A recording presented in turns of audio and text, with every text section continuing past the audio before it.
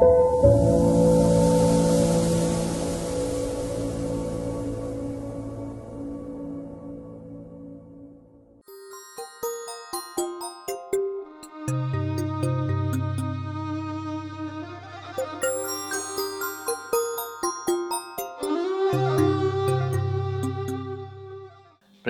ప్రేక్షకులకు నమస్తే.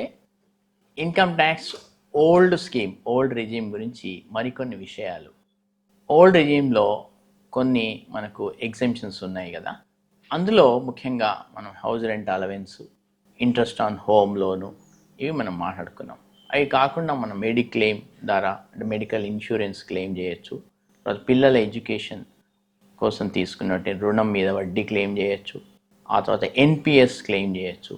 LIC premium, repayment of house loan, ఇట్లా కొన్ని క్లెయిమ్ చేయొచ్చు. ఇవి మామూలుగా అందరూ కాంట్రిబ్యూట్ చేస్తున్నవే, చాలామంది చేస్తుంది. మనము రెగ్యులర్గా మనం వాటి ఇన్సూరెన్స్ తీసుకోవడం, కట్టడం అది జరుగుతున్న పని. అవి కాకుండా కొన్ని అంటే మన ఫిజికల్లీ హ్యాండిక్యాప్డ్ లేదా బ్లైండ్, మన మీద డిపెండెంట్స్గా మన ఆధారపడి ఉంటే మన కుటుంబ సభ్యులు, లేదా కొన్ని ప్రత్యేకమైన వ్యాధులు, ఆ వ్యాధుల వల్ల కూడా కొంతమంది అంటే చికిత్స కోసం అయ్యే ఖర్చుల కోసం కూడా కొంత ఎగ్జెంప్షన్స్ ఉన్నాయి.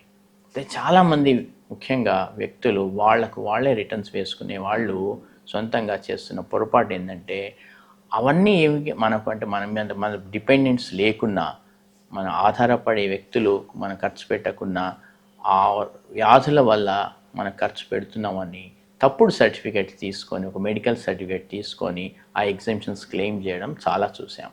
దానివల్ల మనకేమవుతుందంటే, మీరు మళ్ళీ ఇన్కమ్ ట్యాక్స్ డిపార్ట్మెంట్ ఆ సమాచారాన్ని అడిగినప్పుడు, అంటే దానికి సంబంధించిన సర్టిఫికెట్లు అన్నీ ఇవ్వలేక ఇన్కమ్ ట్యాక్స్ మళ్ళీ ఎక్కువ కట్టి ఆ భారాన్ని మోయాల్సి వస్తుంది. నిజంగా అవన్నీ కూడా ఎవరైతే మనకి బాధపడుతున్నారో ఆ వ్యాధుల వల్ల వాళ్ళ కుటుంబ సభ్యులు, వాళ్ళ కోసం పెట్టినటువంటి, మన మీద ఆధారపడ్డ వాళ్ళందరూ ప్రశాంతంగా మనకు ఆరోగ్యంగా ఉన్నప్పుడు మనం ఎవరో కుటుంబ సభ్యుని పేరు పెట్టి ఏదో క్యాన్సర్ అనో, ఎయిడ్స్ అనో, ఇటువంటి వ్యాధుల వల్ల మనం వాళ్ళకి వ్యాధి ఖర్చు పెడుతున్నామని చెప్పి ఏదో ఒక 5,000, 10,000, 20,000 ట్యాక్స్ తగ్గించుకోవడం సరి అయిన పని కాదు. దయచేసి అటువంటివి చేయకండి. మీరు నిజంగా ఖర్చు పెట్టినట్టయితే మీరు ఏదైతే మెడిక్లెయిమ్ ఇన్సూరెన్స్ ఖర్చు పెట్టండి, లైఫ్ ఇన్సూరెన్స్ ఖర్చు పెట్టండి. ఏదైనా సరే మీరు చేసిన వాటిని మాత్రమే క్లెయిమ్ చేసుకొని రిటర్న్స్ వేయడం బాగుంటుంది. కానీ లేని ఖర్చులు చూపించి మనం ఇన్కమ్ ట్యాక్స్, ముఖ్యంగా శాలరీ పీపుల్, అటువంటి పొరపాట్లు చేయకండి.